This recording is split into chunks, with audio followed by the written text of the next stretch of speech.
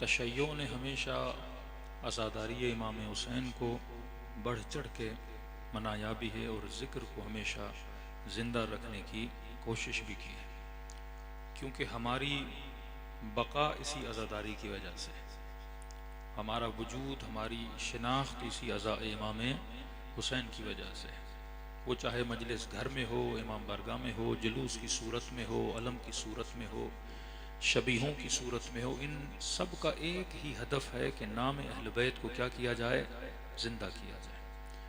और ये छठे इमाम का कौल है, फरमाते हैं अल्लाह रहमत करे उस कौम पर, उन लोगों पर जिन्होंने अहयू अमरना, हमारे अमर को क्या रखा, जिंदा रखा। यानी हर वो बंदा जो नाम अहल बैत लेता है उसको छठे इमाम की दुआ मिलती रहती है, क्योंकि हमारी वजह से बस्तियों में, शहरों में, मुल्कों में नाम अहल बैत याद किया जाता है। उलमा फरमाते हैं जिस तरह वजूद इमाम मेरे लिए नेमत है, आपके लिए नेमत है, क्योंकि वजूद इमाम ना हो तो हम नेमत से महरूम हो जाएं, और जब इमाम लोगों में नहीं तो वजूद शिया बाइस नेमत है। हाँ, आपका वजूद आपके लिए तो नेमत है, लेकिन आपका वजूद अगयार के लिए भी नेमत है। मिसाल के तौर पे आप अपने घर में एक बल्ब लगाते हो, आप रोशनी अपने लिए लगाते हो, फायदा गली वालों को भी होता है। अहल बैत अगर नूर हैं तो अपनी जात में भी नूर हैं, लेकिन जो उनके साये में बैठता है वो भी नूरानी हो जाता है।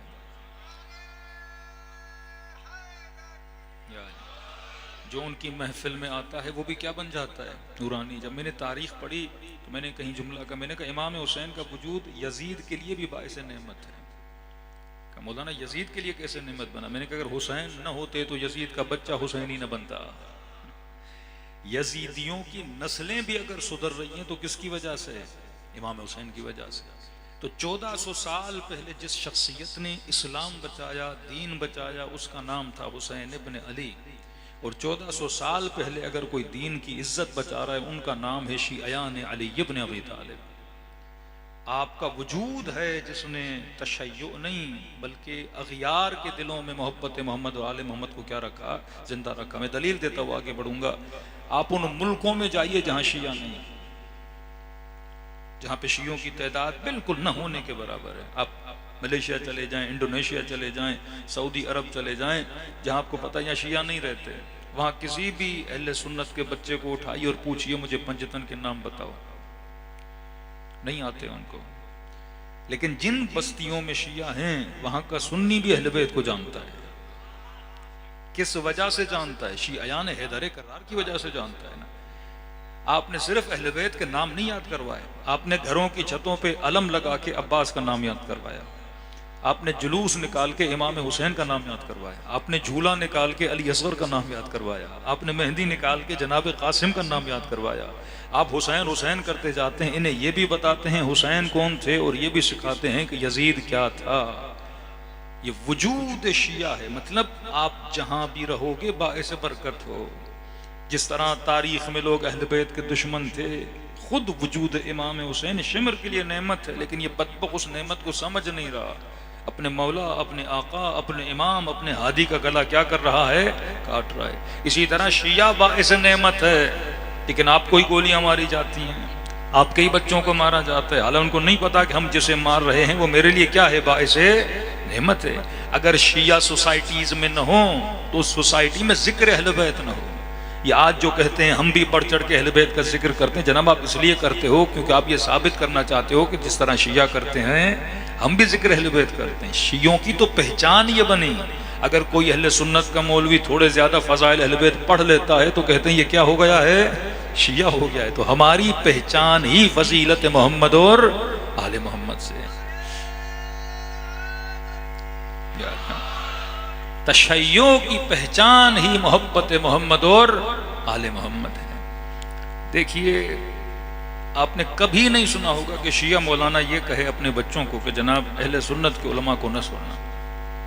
कोई खतीब बता दें, कोई जाकिर, कोई मुसन्निफ, कोई मुज्तहिद, कोई मरजा जिसने अपनी नस्लों को ये बोला हो कि जनाब आप तारिक जमील को न सुनो, आप तारिक मसूद को न सुनो, आप हनीफ कुरैशी को न सुनो। हम तो कहते हैं सुनो ताकि तुझे पता चले फिक्र अली क्या है और फिक्र अगयार क्या है।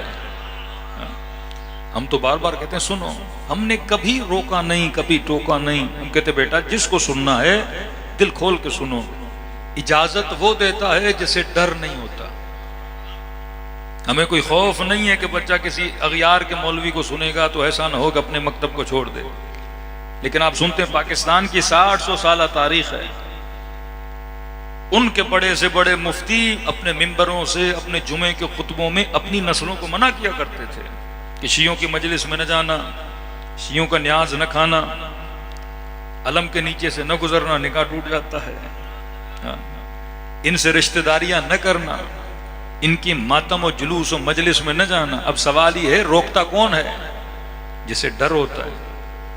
और छोड़ता कौन है? जिसे डर नहीं होता। अब सवाल है कि शियों की किस चीज से डर है?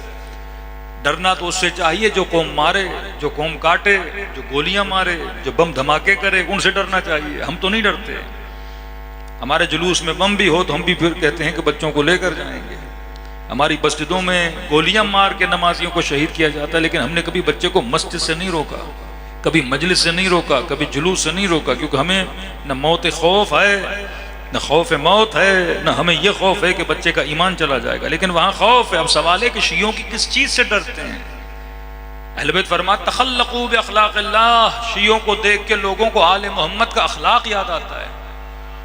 हमने न कभी किसी को पत्थर मारा, न हमने कभी किसी को गोली मारी। शियों का अखलाक किसी भी मुल्क में चला जाओ, शिया हमेशा खिलाता है, सबीले लगा के पानी पिलाता है, अपनी महफिलों में बुला के न्याज खिलाता है, यानी बिरयानियाँ भी शिया खिलाएं, शरबत भी शिया पिलाएं, फिर कूंडे आते हैं, फिर सुबह सुबह बुला के हलवे भी खिलाते हैं। कौन सी कौम है जो इतना खिलाती हो, इतना पिलाती हो? उनसे तो मोहब्बत करनी चाहिए, लेकिन उनसे डराते हैं। ये खौफ किस चीज़ का खौफ है? खौफ ये है कहीं ये शिया से मिलेगा, शिया न बन जाएगा। हमें कोई खौफ नहीं होता, क्योंकि हमें अपने बच्चों पे यकीन होता है अगर ये कहीं चला भी गया, जब वापस आएगा तो अकेला नहीं आएगा, 2-3 को अली वाला बनाकर ही लाएगा।